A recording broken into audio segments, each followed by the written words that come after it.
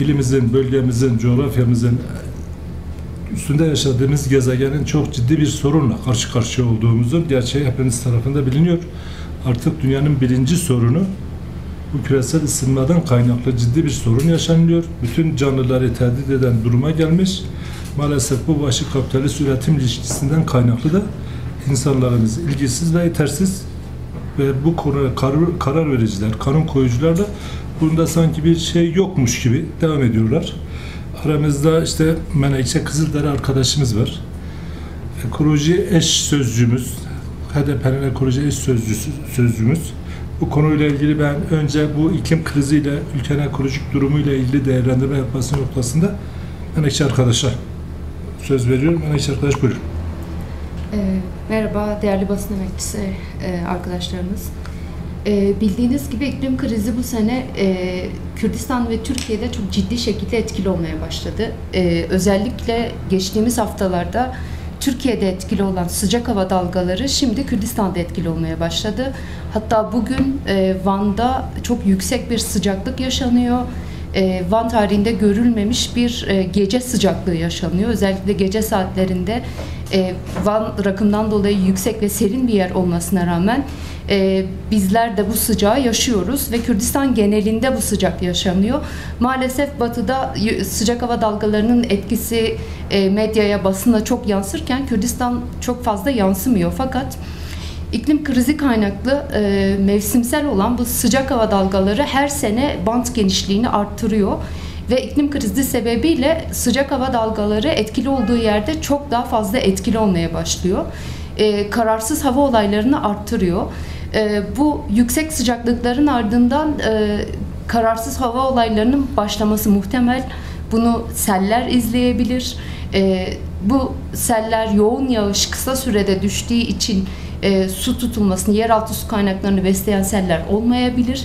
Dolayısıyla Kürdistan'da çok ciddi etkili olan kuraklık meselesine çare de olmayabilir. Yıllarca işte iklim krizi dillendirildi, söylendi ama iklim krizinin gerçek etkileri hiç konuşulmadı. İklim krizinin asıl etkisi yoksullar üzerinde. Çünkü iklim krizi demek gıda fiyatlarını etkilemek demek, kuraklık demek, kararsız hava olayı demek. Biz yavaş yavaş bunları yaşamaya başladık. Bu sene hatırlarsanız sıcak hava dalgası başladığında Datça'da bir hafta elektrik hatları kesildi. Çünkü elektrik altyapısı sıcak havayı kaldıramadı. Bu sene şimdi sadece Datça için geçerli oldu ama bundan sonra başka yerler için de geçerli olacak. Yani sıcak havaya elektrik hat sistemleri kaldıramayacak. Su dağıtım sistemleri tehlikede. Kürdistan'da günlerdir birçok yerde su kesintileri yaşanıyor. Van'da buna dahil dün bir açıklama yapıldı. Bu yoğun su kesintileriyle ilgili bundan önce Siirt'te bir açıklama yapıldı. Yani Kürdistan aslında susuzlukla da kavruluyor. Ciddi bir kuraklık var. Ama bu sıcak hava dalgasının etkisi aslında su altyapısını da etkiliyor. İklim krizi bu kadar devam ederken, Kürdistan'ı ve Türkiye'yi bu şekilde etkilerken biz maalesef ormanların yok edildiğini görüyoruz. Hala Bestagabar, Cudi, Lice ve Hizan'da orman kıyımıyla beraber, orman kesimi ve ardından gün gün çıkarılan küçük yangınlarla beraber çok ciddi orman kıyımı yapılıyor. Geçen hafta Mezopotamya Ekoloji Hareketi öncülüğünde Cudi'deydik. Cudi'deki orman kesim ve orman yangın alanlarını incelemek istedik. Askeri bölge bahanesiyle bazı yerlere ulaşamadık. Sadece dağ köylerine gidebildik. Kesilen ormanların nasıl ve nerede kesildiğini tespit ettik. Yangınların çıkarılma şeklini ve kimlerin yangın çıkardığını tespit ettik. Bunu da raporlaştıracağız. Yangınların zaten kolluk tarafından çıkarıldığı belliydi, barizdi. Bu videolarla kanıtlanmıştı. Hala bile yangınlar çıkarılıyor. Bugün bile Cudi yanıyor, bugün bile Lice yanıyor. Ve yangınlar küçük küçük belirli alanlarda çıkarılıyor. Biz bu alanları incelediğimizde raporda daha detaylı bilgi bulabilirsiniz. Bu yangın alanlarının adeta maden sahalarına benzediğini gördük.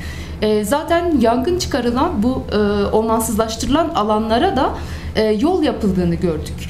Ve bu yangın alanları güvenlik bahane edilerek çıkarıldığı iddia ediliyor ama bu yanan alanların hepsinin kalekolların direkt altında olduğunu gördük. Ve Cüdey Dağı'ndaki yangın alanlarından bir tanesinde büyük bir petrol arama çalışması olduğunu gördük. Dolayısıyla Kürdistan'da çok ciddi bir ekolojik talana hazırlık var. Maden ruhsatlarının çok arttığını biliyoruz. Van'da arttığını biliyoruz, Şırnak'ta arttığını biliyoruz. Ve bu yangınlar aslında bu ekolojik talanın ön hazırlığı.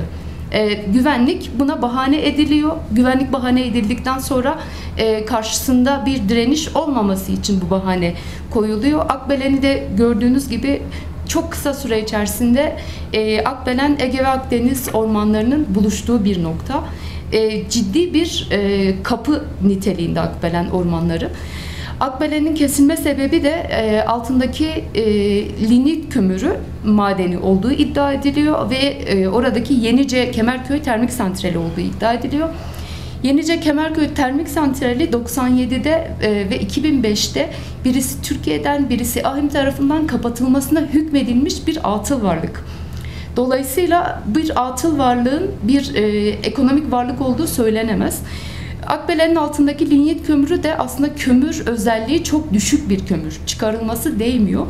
Ama Akbelen'de ısrar edilmesinin sebebi de tam bir kapı niteliğinde olduğu için o iki taraftaki Akdeniz ve Ege ormanlarına talan ve rant sokmak. Yani birkaç sene içerisinde orada oteller, yeni yerleşim alanları görürsek bu Akbelen'le başladı diyebiliriz. Akbelen'deki direnişin karşısındaki pratikleri de incelediğimizde daha önce Kürdistan'da normalleştirilen pratiklerin orada uygulandığını görüyoruz. Bu şu sonuca çıkarıyor bizleri. Kürdistan'daki ekolojik talana sessiz kalındığı müddetçe, müdahale etme girişimlerinin engellenmesi normalleştiği müddetçe ne Karadeniz'in, ne Akdeniz'in, ne Ege'nin hiçbir ormanı güvende değil. Bundan sonra özellikle Kürdistan'da başlayan bu ciddi ekolojik talan Türkiye'de de söz konusu. Dolayısıyla ekoloji meselesi yoksulları, emekçileri ezen bir noktada dururken aynı zamanda iktidar eliyle, sermaye eliyle bu derinleştirilecek. Bunları söyleyebiliriz. Yerelde çok ciddi sorunlar var fakat bu sorunları Ali Başkan çok daha detaylı bir şekilde aktaracak. Ben şimdi sözü Ali Başkan'a bırakıyorum. Arkadaşlar biliyorsunuz Van'ı Van yapan Van denizimizdir. Atalarımız denizimiz demiş, Pehlivanı demiş. Biz o konuda ısrarcıyız. Dünyanın en büyüğüdür, dünyanın en güzelidir.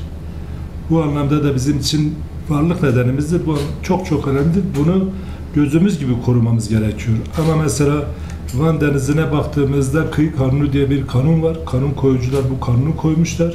1970'li yıllarda uluslararası bir hukuk olmasına rağmen, bir kanun olmasına rağmen bugüne kadar işte onların çıkarları, menfaatleri olunca işte İnköy'ünde Erdiş'in Karatavuk köyüne kadar yani sahil niteliğinde olan hiçbir yer kullanılacak konumda değildir. Çok ciddi bir işgal vardır. Yani deniliyor ki savaş koşullarında dahi siz kıyıları işgal edemezsiniz. Sosyal tesis kuramazsınız. İşte savaş bitince tankınızı, topunuzu, pırınızı, pırtınızı alıp gitmeniz gerekiyor. Ama buna rağmen ya iktidar yanlıları ya iktidarın kendisi buna işgal etmiş. Hatırlarsanız bir ara valimiz demişti, bölge valisi demişti işte Van Gölü soframızdır. Ama bu sofrayı kirleten maalesef kanun koyuculardır ve resmi kurumlardır. Böylesi ciddi bir sorunumuz var.